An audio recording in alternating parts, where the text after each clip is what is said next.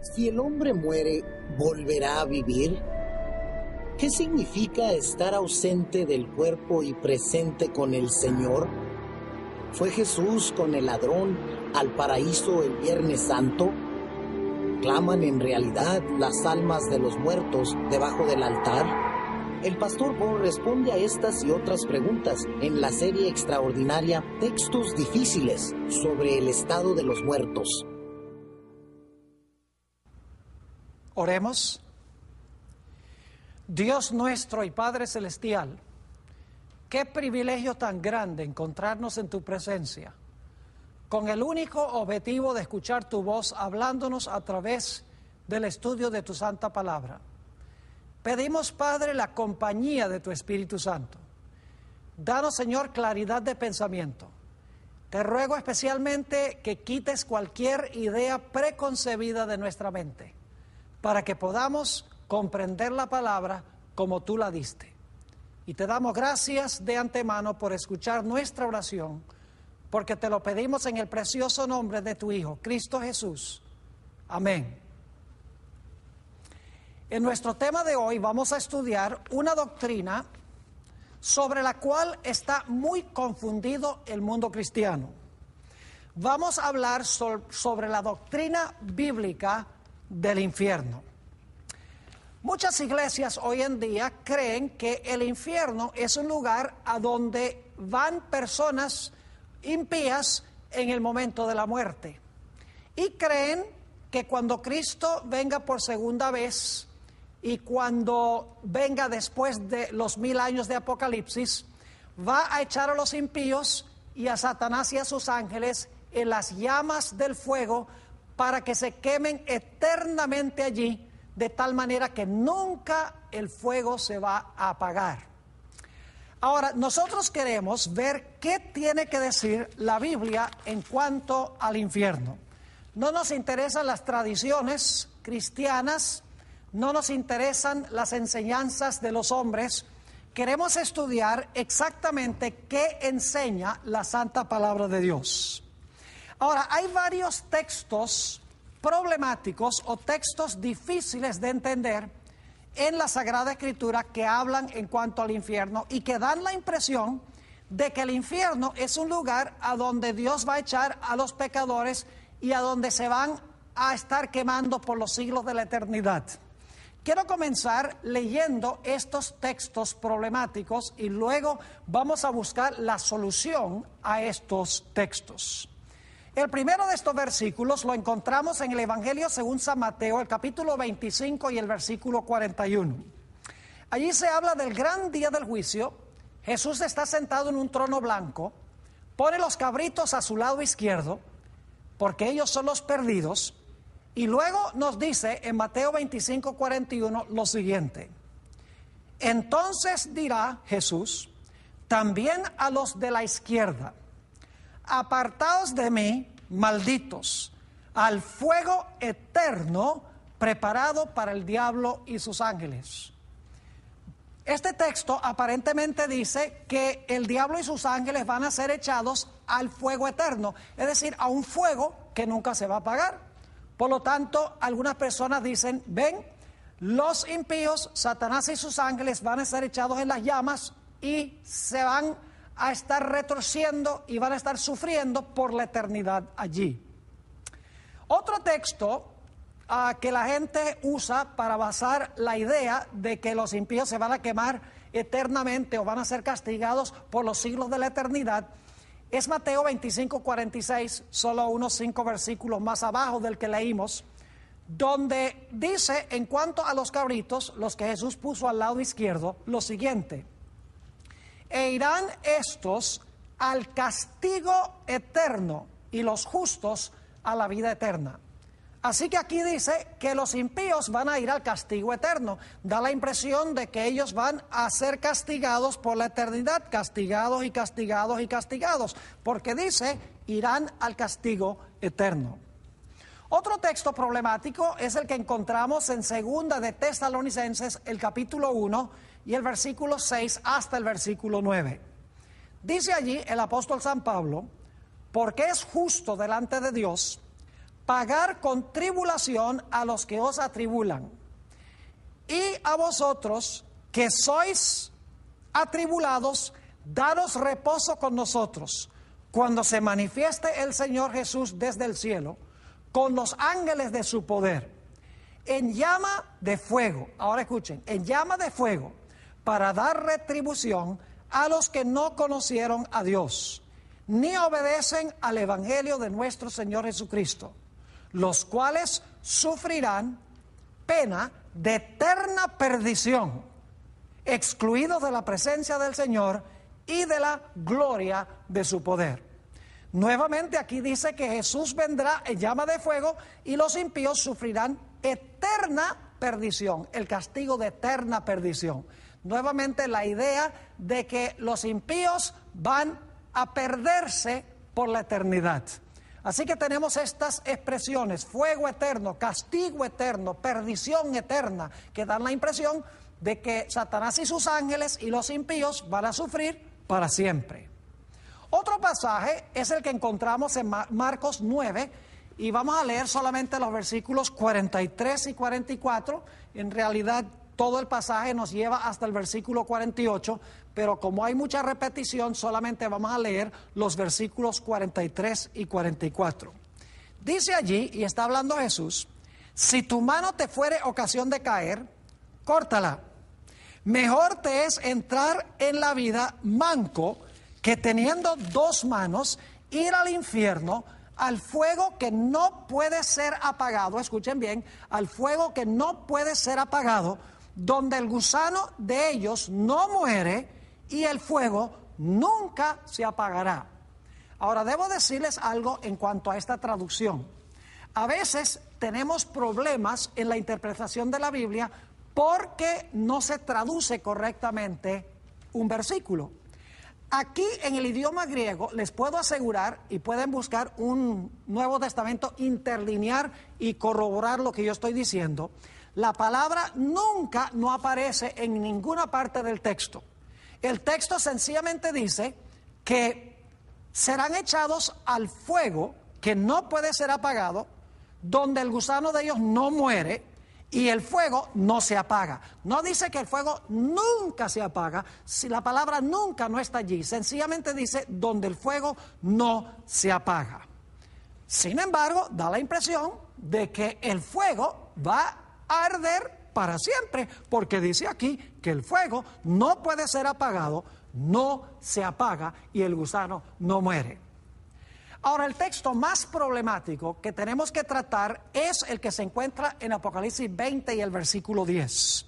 Aquí está hablando del castigo primordialmente de Satanás y dice: y el diablo que los engañaba fue lanzado en el lago de fuego y azufre, donde estaban la bestia y el falso profeta. Y dice: y serán atormentados día y noche por los siglos de los siglos. Así que aquí da la impresión de que Satanás va a sufrir por siglos y siglos. La versión del 60 no traduce para siempre, pero sí dice por los siglos de los siglos. Es decir, da la impresión de que Satanás y sus ángeles van a estar en el fuego por siglos y siglos. Ahora, necesitamos nosotros entonces mirar ¿cuál es el significado en realidad de estas expresiones? Fuego eterno, castigo eterno, perdición eterna, fuego que no puede ser apagado, gusano que no muere, y finalmente tormento día y noche por los siglos de los siglos. ¿Qué significan estas expresiones? En realidad lo que queremos hacer primero es discutir el asunto de lo que significa el fuego eterno según la Sagrada Escritura. Y para entender esto necesitamos ir a Génesis 19 y voy a leer los versículos 24, 25 y luego el versículo 28. Note lo que dice en Génesis 19, 24, hablando de la destrucción de Sodoma y Gomorra. Entonces Jehová hizo llover sobre Sodoma y sobre Gomorra azufre y fuego de parte de Jehová desde los cielos. Quiero que noten los detalles. fuego y azufre, que dice, vino de parte de Jehová desde los cielos. Y dice, y destruyó las ciudades y toda aquella llanura con todos los moradores de aquellas ciudades y el fruto de la tierra. Y luego saltamos al versículo 28, dice, y miró Abraham hacia Sodoma y Gomorra y hacia toda la tierra de aquella llanura miró. Y he aquí que el humo subía de la tierra como el humo de un horno. Así que noten, fuego y azufre que caen desde Dios en el cielo. Sobre las ciudades cae este fuego y este azufre, se consumen y dice que el fuego o el humo de las ciudades asciende. Ahora, es interesante notar la clase de fuego que destruyó a Sodoma y a Gomorra. Judas, el versículo 7, nos dice algo muy interesante en cuanto al fuego que destruyó las ciudades. Dice allí, en Judas 7, es un libro que tiene solo un capítulo, como Sodoma y Gomorra y las ciudades vecinas, las cuales de la misma manera que aquellos, habiendo fornicado e ido en pos de vicios contra la naturaleza, fueron puestas por ejemplo, sufriendo el castigo del fuego eterno. Noten que nos dice aquí que las ciudades de Sodoma y Gomorra sufrieron el castigo del fuego eterno. Es decir, el fuego que destruyó Sodoma y Gomorra fue fuego eterno, según dice aquí.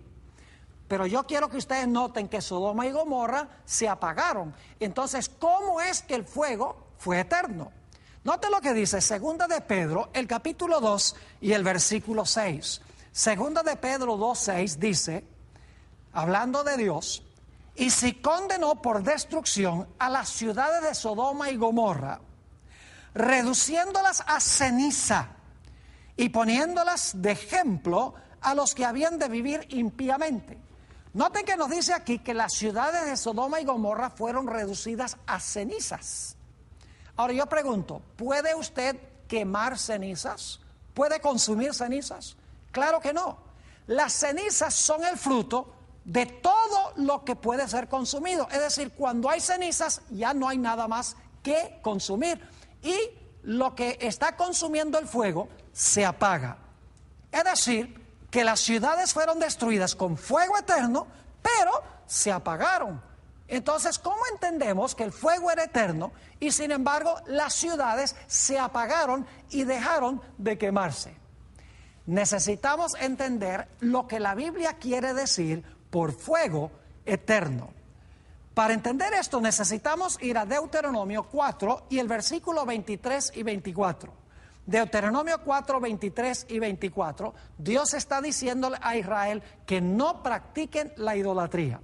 Y dice así, guardaos, no os olvidéis del pacto de Jehová vuestro Dios, que Él estableció con vosotros, y no os hagáis escultura o imagen de ninguna cosa que Jehová tu Dios te ha prohibido, porque Jehová tu Dios es fuego consumidor, Dios celoso. Noten que este texto nos dice que Dios es el fuego consumidor. La última parte del versículo dice, no practiques idolatría, porque Jehová tu Dios es fuego consumidor. Es decir, Jehová es el fuego. Esta idea es corroborada por el Nuevo Testamento.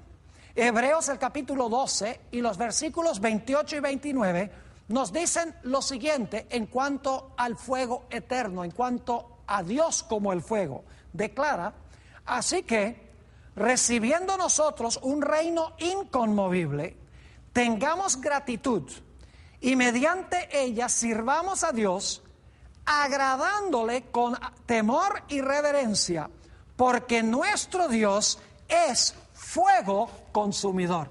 Noten nuevamente que el fuego consumidor es Dios. Y alguno dice, pastor, entonces usted está diciendo que Dios es un montón de llamas de fuego. Claro que no. El fuego consumidor en realidad representa algo en cuanto a Dios. Noten lo que dice en Éxodo 24 y el versículo 15 al 17. Éxodo 24, 15 al 17. Vamos a ver en qué sentido Dios es fuego consumidor. Dice allí, en cuanto a Moisés, quien subió a la cima de la montaña, entonces Moisés subió al monte, y una nube cubrió el monte. Y ahora escuchen bien, y la gloria de Jehová reposó sobre el monte Sinaí, y la nube lo cubrió por 6 días. Y al 7º día llamó Moisés de en medio de la nube. Y ahora escuchen bien. Y la apariencia de la gloria de Jehová, fíjense, la apariencia de la gloria de Jehová era como un fuego abrasador en la cumbre del monte a los ojos de los hijos de Israel. Fíjense aquí que nos dice que la gloria de Jehová era como un fuego abrasador. Es decir, el fuego consumidor es la gloria de Jehová. Está rodeado de una luz gloriosa que no puede existir en la presencia del pecado. Un ejemplo de esto lo hallamos en Apocalipsis 15 y el versículo 2, a donde se describe un mar de vidrio que está como entremezclado con fuego. En realidad, este mar de vidrio se encuentra al pie del trono de Dios. Quiero leer ese versículo, Apocalipsis 15, 2. Dice, vi también como un mar de vidrio mezclado con fuego, y a los que habían alcanzado la victoria sobre la bestia y su imagen y su marca y el número de su nombre, en pie sobre el mar de vidrio con las arpas de Dios. ¿Por qué razón se dice que el mar de vidrio parece mezclado con fuego? La razón es muy sencilla, mis queridos amigos. El trono de Dios está por encima de ese mar cristalino. Y cuando la gloria de Dios se refleja en ese mar cristalino como el vidrio, el mar parece como si estuviera revuelto con fuego por la gloria de Dios que se refleja allí. Ahora, a la luz de lo que hemos estudiado, podemos entender un poco mejor lo que significa la expresión fuego eterno, castigo eterno y destrucción eterna. Fuego eterno significa que Dios es el fuego consumidor, la gloria de Dios es el fuego consumidor, y como Dios es eterno, la gloria de Dios es eterna, Dios es fuego consumidor eterno. Pero noten que no son los que son destruidos eternos, sino que el fuego que los consume es eterno, la gloria de Dios es eterna. ¿Qué diríamos de la expresión castigo eterno? Mis amigos, no quiere decir esto que los impíos van a ser castigados y castigados y castigados y torturados por la eternidad. Sencillamente significa que serán destruidos y quedarán destruidos para siempre. Es decir, su castigo durará para siempre porque nunca resucitarán. ¿Y qué significa destrucción eterna? Sencillamente significa que serán destruidos y dejarán de existir de una vez por todas. Su destrucción será eterna, no en proceso, sino en resultado. Y alguno dirá, pero Pastor Bor, ¿qué significa la expresión el fuego que no se puede apagar? Notemos un ejemplo que tenemos en la Biblia, además del que leímos en San Marcos, el capítulo 9, en Mateo 3 y el versículo 12, hablando de Juan el Bautista en cuanto a la venida del Mesías, dice lo siguiente: su aventador está en su mano y limpiará su era y recogerá su trigo en el granero, que representa a los justos, y quemará la paja en fuego que nunca se apagará. En realidad la palabra nunca no aparece allí. La palabra griega es asbestos. Es decir, es un fuego que no se puede extinguir, es un fuego que no se puede apagar. No dice que la paja nunca se apagará, no dice que los impíos nunca se apagarán, dice que el fuego nunca se apagará. Dicho sea de paso, hay varios ejemplos de ese tipo de fuego que destruye completamente aquello que está consumiendo. Por ejemplo, algunos de ustedes recordarán la experiencia de los davidianos en Waco, Texas, cuando se incendió el complejo donde ellos vivían. Había un ventarrón de más de 20 millas por hora. más de 30 kilómetros por hora. Era un fuego que ningún departamento de bomberos podía apagar. Es decir, era fuego que no se podía apagar. No significa que no se apagaron esos edificios finalmente cuando fueron reducidos a cenizas. También podríamos pensar de los edificios de la iglesia adventista alrededor del año 1900.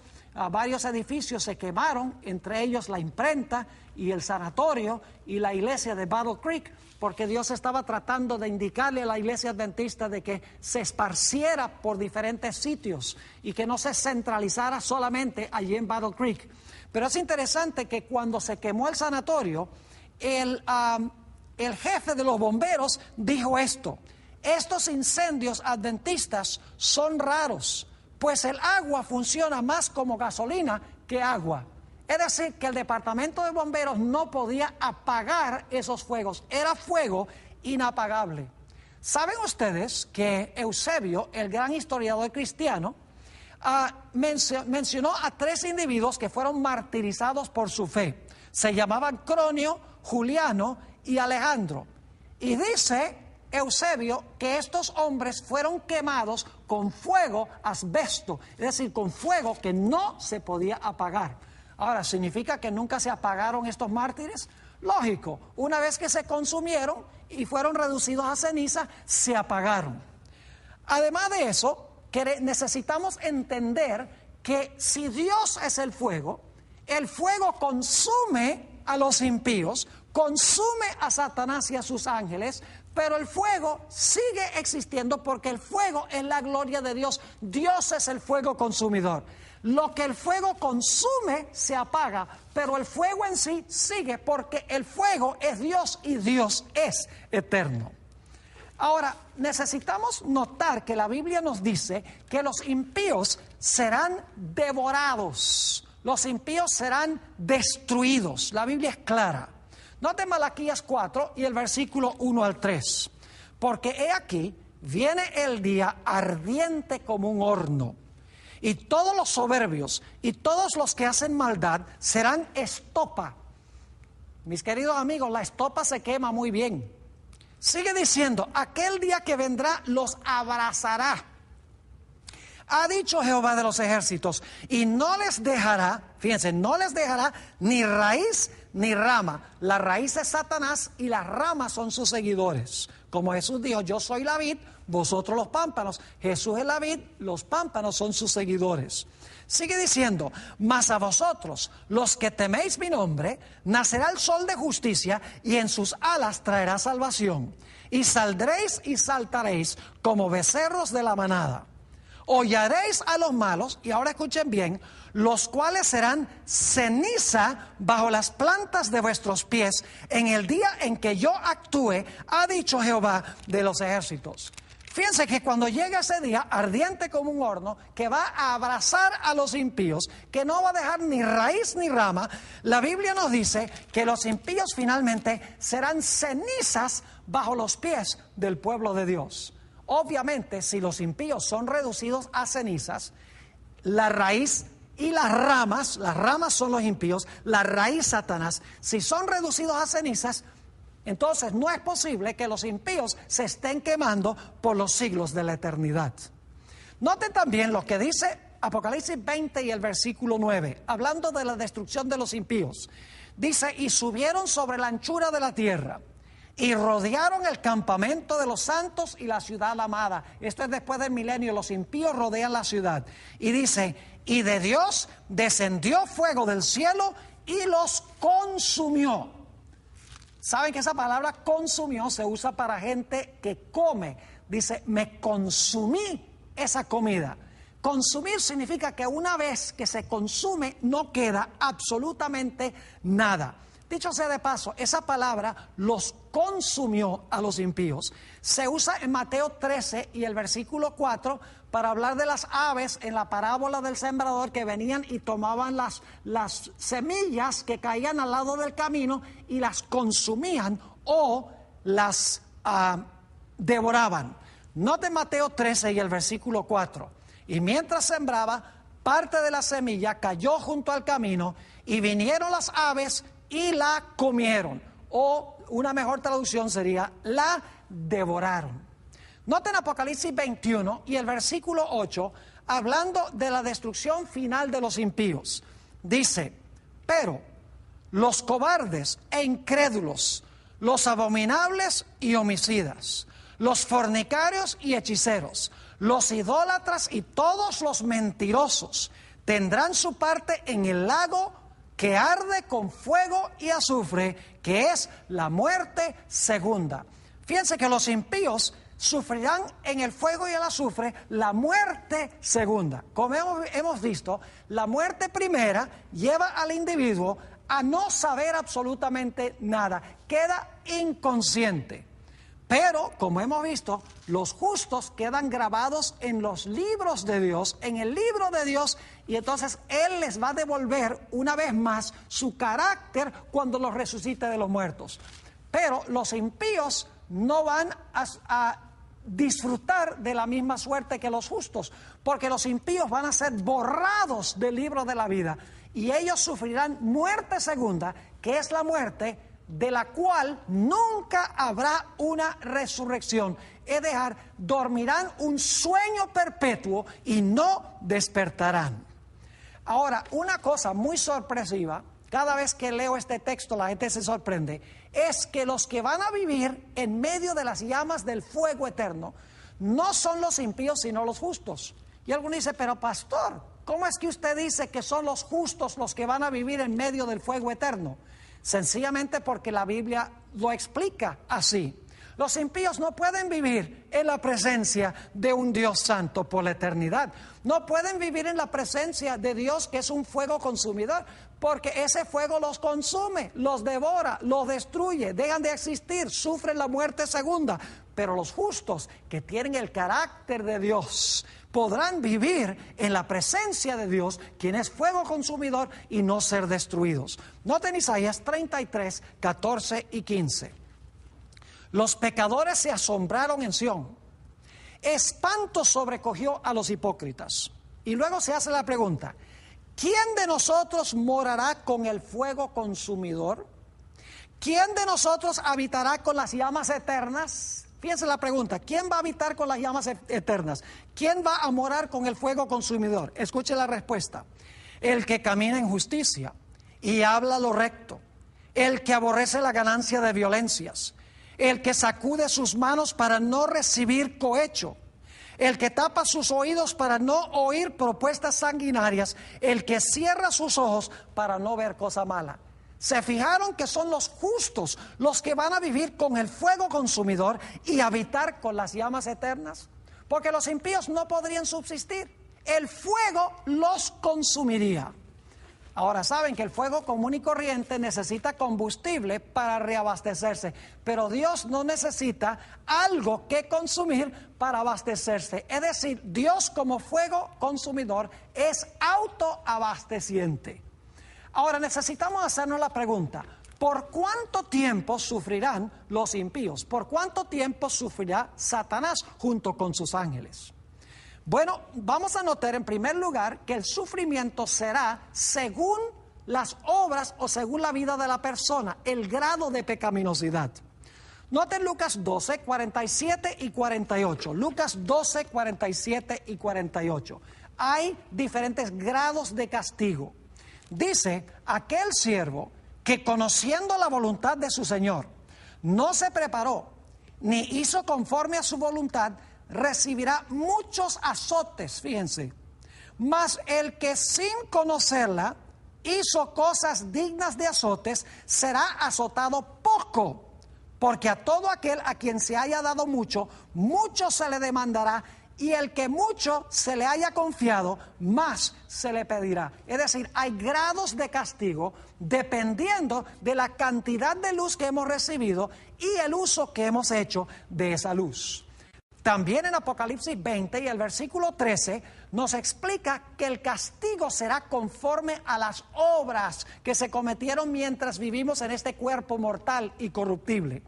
Dice allí en Apocalipsis 20 y el versículo 13, y el mar entregó los muertos que había en él, y la muerte y el Hades que es el sepulcro, ya lo hemos estudiado, y la muerte y el Hades entregaron los muertos que había en ellos y fueron juzgados cada uno según sus obras. Y fíjense que esto está hablando después del milenio. Este es el juicio solamente de los impíos. Cada uno es juzgado conforme a las obras que cometió mientras estaba vivo. Díganme ustedes, ¿ustedes creen que sería justo para Dios castigar a un pecador que no aceptó al Señor Jesucristo, pero en realidad vivió una vida bastante moral, pero sin aceptar a Jesús se condenó?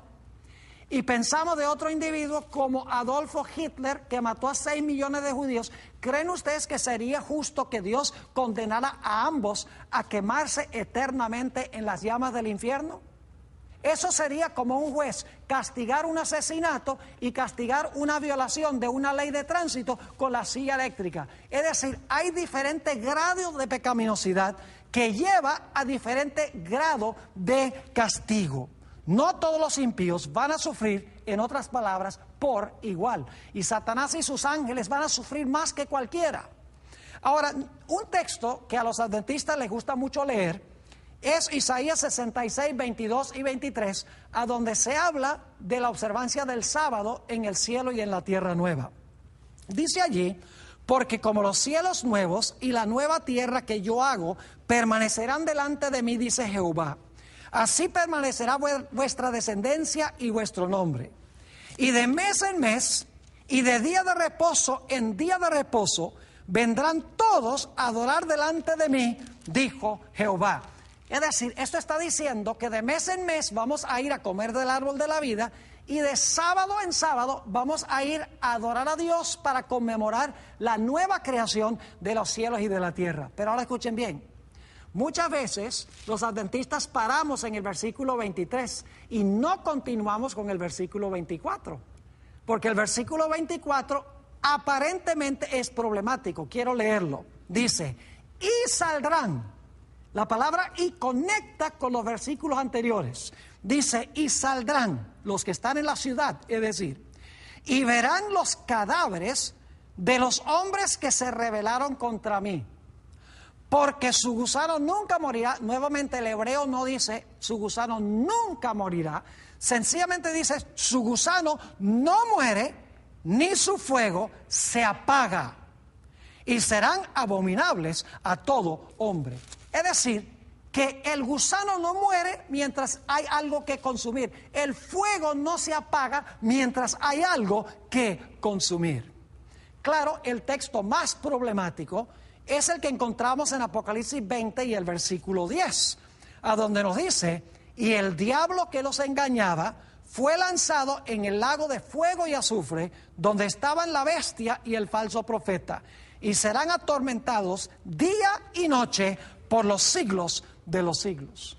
Ahora, ¿qué quiere decir esto? Que Satanás será atormentado con fuego y azufre por los siglos de los siglos. ¿Será que el fuego que consume a Satanás no se va a apagar por siglos? ¿Será posible que algunos pecadores se van a quemar por un largo periodo de tiempo? Mis queridos amigos, yo quiero decirles que la Biblia enseña que la gente se va a consumir de acuerdo a su grado de pecaminosidad. Pero escuchen bien, finalmente, no importa por cuánto tiempo tengan que consumirse, finalmente todos se van a apagar. Dios seguirá existiendo como fuego devorador o fuego consumidor, pero ellos se apagarán porque no habrá más nada que consumir. Pero cada uno sufrirá de acuerdo a sus obras. Esto es justicia, mis queridos amigos. No sería justo que todos sufrieran por igual, porque hay diferente grado de pecaminosidad. Cada uno es recompensado según sus obras, cada uno es castigado según sus obras. Y ustedes dicen: pero pastor, ¿cómo sabe usted que finalmente Satanás se va a apagar y que los impíos se van a apagar? Porque ahí dice: serán atormentados día y noche por los siglos de los siglos. ¿Cómo sabe usted que finalmente Satanás y los impíos se van a apagar, aunque se van a quemar por un largo periodo de tiempo? Note lo que dice Ezequiel 28 y el versículo 18 y 19. Está hablando aquí de Satanás. Y claro, Satanás originalmente se llamaba Lucifer, era un querubín cubridor.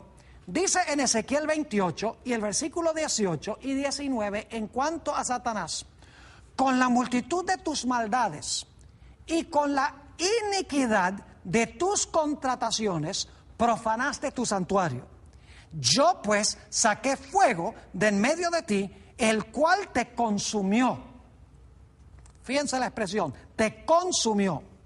Y te puse ahora escuchen, en ceniza sobre la tierra a los ojos de todos los que te miran. La Biblia dice que Satanás será reducido a ceniza. Quiere decir entonces que se va a apagar.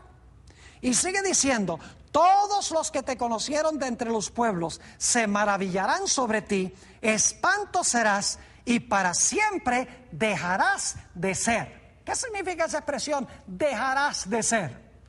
Yo creo que la Biblia es clara. No va a existir más. Dejar de ser significa dejar de existir. Satanás será reducido a cenizas y dejará de existir aún después de sufrir un largo periodo de tiempo, como notaremos en unos momentos. Otro texto que nos dice que Satanás y los impíos se van a apagar finalmente es Malaquías 4 y el versículo 1 al 3. Porque he aquí, viene el día ardiente como un horno, y todos los soberbios y todos los que hacen maldad serán estopa. Aquel día que vendrá los abrazará, ha dicho Jehová de los ejércitos, y no les dejará ni raíz ni rama. Ahora escuchen bien, la raíz es Satanás y las ramas son sus seguidores. Como Jesús dijo: yo soy la vid y mis seguidores son los pámpanos. Sigue diciendo: mas a vosotros los que teméis mi nombre, nacerá el sol de justicia y en sus alas traerá salvación. Y saldréis y saltaréis como becerros de la manada. Hollaréis a los malos, y ahora escuchen, los cuales serán ceniza bajo las plantas de vuestros pies en el día en que yo actúe, ha dicho Jehová de los ejércitos. Fíjense que los impíos, las ramas, también serán reducidas a cenizas. Es decir, los impíos también en algún momento se van a apagar. Satanás se va a apagar y también los impíos se van a apagar. Pero Dios, quien es el fuego abrasador, la gloria de Dios que es eterna, seguirá existiendo. Se autoabastece la gloria de Dios, el fuego que menciona la Sagrada Escritura. Aún después que se apaguen todos los impíos, Satanás y sus ángeles, Dios seguirá existiendo como el fuego consumidor y su pueblo habitará en su presencia. Ahora quiero leerles un testimonio muy interesante escrito por Elena White, porque yo estoy seguro que muchos están haciéndose la pregunta: ¿de dónde saca el pastor Bor esta idea que Satanás va a sufrir por un largo periodo de tiempo? Algunos pecadores van a sufrir también bastante largo tiempo y otros pecadores solamente van a quemarse un corto periodo de tiempo. ¿De dónde saca el pastor Bor eso? Lo primero que quiero hacer es leer un par de citas de una autora que se llama Elena White y luego vamos a ir a la Biblia para ver cuál es la base de lo que ella está diciendo. Esta señora escribió este mensaje muy temprano en su ministerio. Tuvo un ministerio de 70 años aproximadamente, pero esto lo escribió muy temprano en su ministerio. Se encuentra la cita en Primeros Escritos, páginas 290 y 291. Dice: después vi tronos, porque ella está recibiendo una visión. Después vi tronos, en los cuales estaban sentados Jesús y los redimidos. Estos son los tronos que menciona Apocalipsis 24, donde se le da la facultad de juzgar a los que fueron degollados por la palabra de Dios y el testimonio de Jesucristo, y que no habían adorado a la bestia ni a su imagen. Ya estudiamos ese pasaje. Así que dice: después vi tronos en los cuales estaban sentados Jesús y los redimidos. Los santos reinaban como reyes y sacerdotes de Dios. Eso está en Apocalipsis 24. En unión con los suyos, juzgaba Cristo a los impíos muertos, comparando sus acciones con el libro del estatuto, la palabra de Dios, y fallando cada caso según lo hecho con el cuerpo. Eso se basa en lo que dice el apóstol San Pablo. Dice: ¿no sabéis que nosotros hemos de juzgar al mundo? Primera de Corintios 6 y el versículo 2. Luego sigue diciendo ella: después sentenciaban a los impíos al castigo que debían sufrir de acuerdo a sus obras. Fíjense que Jesús, en unión con los justos, examina las obras, dictan la sentencia que se debe ejecutar, y entonces dice que esta sentencia quedaba escrita frente a sus nombres en el libro de la muerte. Y luego habla de Satanás y dice, también Satanás y sus ángeles fueron juzgados por Jesús y los santos. Y saben que eso no es una idea novedosa, porque el apóstol Pablo dice en 1 Corintios 6 y el versículo 3, ¿no sabéis que hemos de juzgar a los ángeles? No pueden ser ángeles buenos, porque ellos no necesitan juicio. Tiene que ser los ángeles impíos que van a ser juzgados por los santos o por los salvos. Así que dice, también Satanás y sus ángeles fueron juzgados por Jesús y los santos. Y ahora viene una oración clave. El castigo de Satanás había de ser mucho más terrible. Dicho sea de paso, Elena White escribió en inglés, esta es una traducción al español. En realidad, una mejor traducción sería, no como dice aquí en la traducción, que el castigo de Satanás había de ser mucho más terrible. En inglés la palabra es greater. Una mejor traducción sería que su castigo iba a ser mucho mayor. Y no mayor en intensidad de castigo, sino en longitud de castigo. Ya lo vamos a ver. El castigo de Satanás había de ser mucho más terrible o mucho mayor que el de aquellos a quienes engañó. Su sufrimiento había de ser incomparablemente mayor. Es decir, el castigo de Satanás iba a ser tan grande en términos de longitud que ni siquiera se iba a comparar al castigo de los impíos. Sigue diciendo la autora, su sufrimiento iba a ser tanto mayor que el de ellos que no se admite comparación. Y luego dice, después de perecer todos los que fueron engañados por él, Satanás iba a continuar viviendo para sufrir mucho más tiempo. Es decir, el castigo es mayor en términos temporales, no en términos de agonía de castigo, aunque posiblemente eso también esté incluido. Así que dice, después de perecer todos los que fueron engañados por él, es decir, los impíos, Satanás iba a continuar viviendo para sufrir mucho más tiempo. Y yo personalmente creo que podría ser siglos. Y eso es lo que la Biblia quiere decir cuando habla de los siglos será atormentado. La segunda cita la encontramos en Primeros Escritos, página 294 y 295. Dice allí la autora, Satanás se precipitó en medio de sus secuaces, esto es después del milenio, e intentó incitar a la multitud a la acción, es decir, trata de animarlos que ataquen la ciudad. Pero llovió sobre ellos fuego de Dios desde el cielo y consumió conjuntamente al magnate, al noble, al poderoso, al pobre y al miserable. Vi que unos quedaban, fíjense bien, vi que unos quedaban pronto aniquilados. Algunos impíos quedaban pronto aniquilados porque es conforme a sus obras. Mientras que otros sufrían por más tiempo. A cada cual se le castigaba según sus obras. Es justicia. A cada uno se le pagaba según sus obras que habían hecho con su cuerpo. Ahora, escuchen. Algunos tardaban muchos días en consumirse. Algunos impíos tardaban muchos días, dice aquí, en consumirse.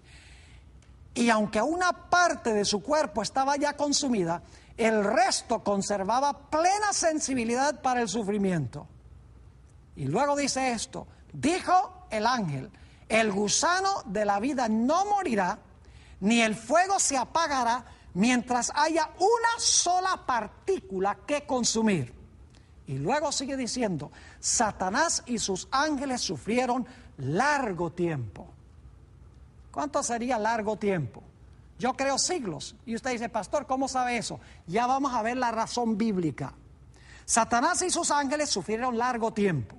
Sobre Satanás pesaba no solo el castigo de sus propios pecados, aquí viene la explicación, sobre Satanás pesaba no solo el castigo de sus propios pecados, sino también el de todas las de la hueste redimida que habían sido puestos sobre él. Es decir, Satanás finalmente sufre la retribución final, no solo por todas las fechorías que él ha hecho, sino por todos los pecados que cometieron los fieles, los salvos. Luego dice, además debía sufrir por la ruina de las almas a quien engañara. Después, dice ella, vi que Satanás y toda la hueste de los impíos estaban consumidos y satisfecha la justicia de Dios.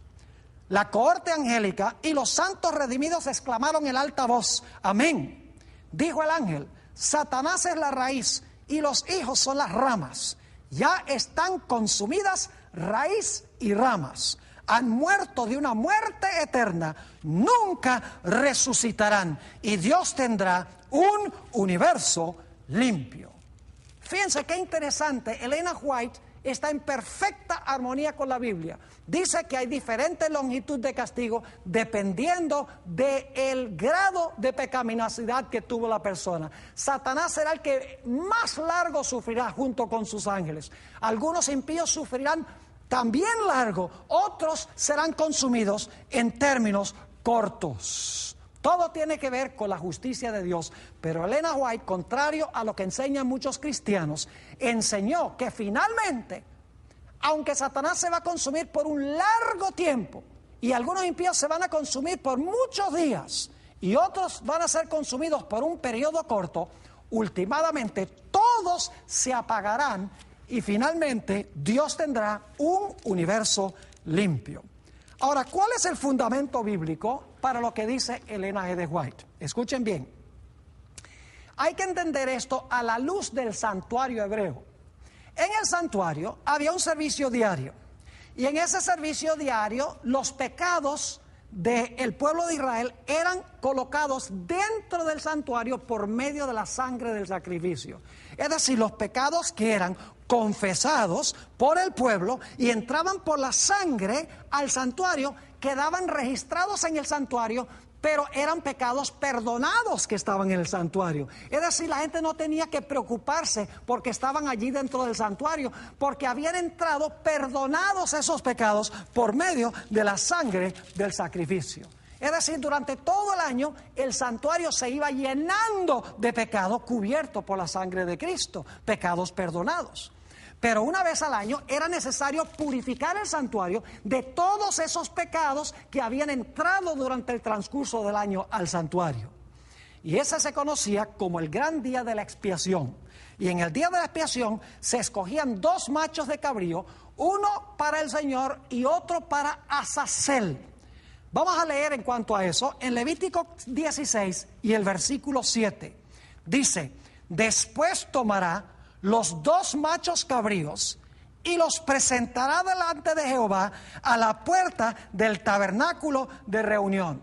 Y lo interesante es que el macho cabrío para el Señor era sacrificado y todos los pecados eran purificados del santuario por la sangre de ese macho cabrío que era en honor al Señor o en honor a Jesús. Pero después que se había expiado el pecado, después que se había limpiado el santuario de los pecados, el sacerdote había traído sobre sí todos los pecados que habían entrado por la sangre al santuario. Ahora salía él a la puerta del tabernáculo del testimonio y hacía algo muy interesante. Levítico 16 y el versículo 20. Dice, cuando hubiere acabado el sumo sacerdote de expiar el santuario y el tabernáculo de reunión y el altar. Noten que aquí no se expía al pecador individual, sino que se expía el santuario, se limpia el santuario de los pecados que habían entrado durante el año. Dice, cuando hubiere acabado de expiar el santuario y el tabernáculo de reunión y el altar, hará traer el macho cabrío vivo. Y pondrá a Aarón sus 2 manos sobre la cabeza del macho cabrío vivo, y confesará sobre él todas las iniquidades de los hijos de Israel, todas sus rebeliones y todos sus pecados, poniéndolos así sobre la cabeza del macho cabrío. Y luego noten, y lo enviará al desierto por mano de un hombre destinado para esto. Y aquel macho cabrío llevará sobre sí las iniquidades de ellos a tierra inhabitada, y dejará ir al macho cabrío por el desierto. Este macho cabrío, Azazel, representa al demonio, representa a Satanás. Así lo entendían los judíos unánimemente. Lo interesante es que cuando el sumo sacerdote sacaba las iniquidades, los pecados y las inmundicias de Israel, cuando las sacaba del santuario por la sangre del primer macho cabrío que representaba a Jesús, luego se colocaban todas esas iniquidades, esos pecados y esas inmundicias sobre la cabeza de Azazel. Y luego Azazel era enviado al desierto, a un lugar que no estaba habitado.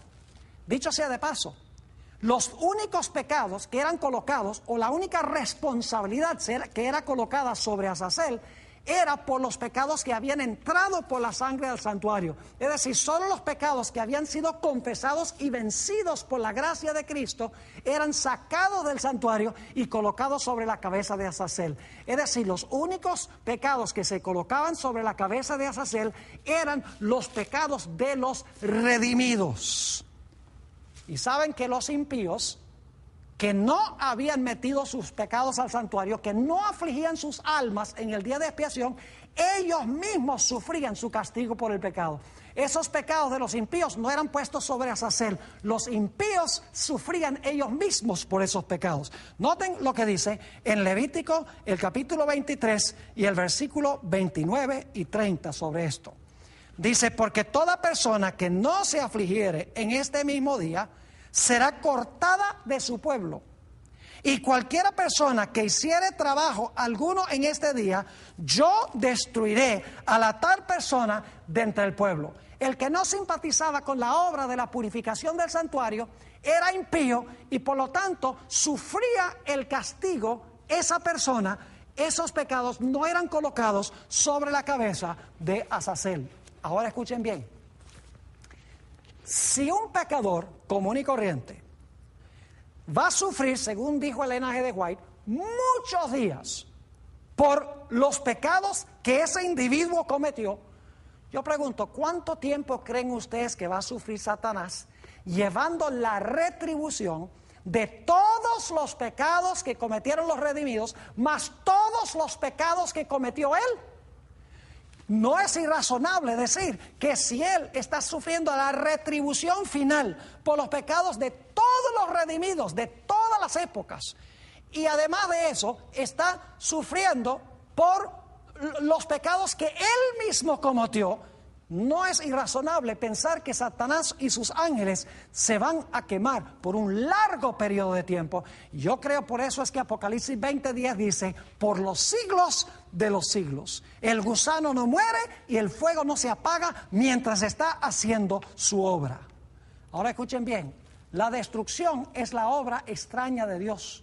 Dios por naturaleza es creador, no es destructor. Por eso en Isaías 28 y el versículo 21 dice, porque Jehová se levantará como en el monte Perasim, como en el valle de Gabaón se enojará, para hacer su obra, su extraña obra, y para hacer su operación, su extraña operación. Es decir, la destrucción es algo extraño para Dios. La Biblia nos dice que finalmente el azufre y el fuego van a caer sobre la tierra. Es decir, el infierno va a ser en la tierra. Por eso el infierno no puede ser eterno, porque la Biblia dice que Dios va a hacer un cielo nuevo y una tierra nueva. ¿Cómo va a ser un cielo nuevo y una tierra nueva si el infierno es eterno y está ardiendo en la superficie de la tierra? Noten Apocalipsis 20 y el versículo 7 al 10. Cuando los 1000 años se cumplan, Satanás será suelto de su prisión y saldrá a engañar a las naciones que están en los 4 ángulos de la tierra, a Gog y a Magog, a fin de reunirlos para la batalla, el número de los cuales es como la arena del mar. Y subieron sobre la anchura de la tierra y rodearon el campamento de los santos y la ciudad amada. Y de Dios descendió fuego del cielo, fíjense, como Sodoma y Gomorra, y los consumió o los devoró.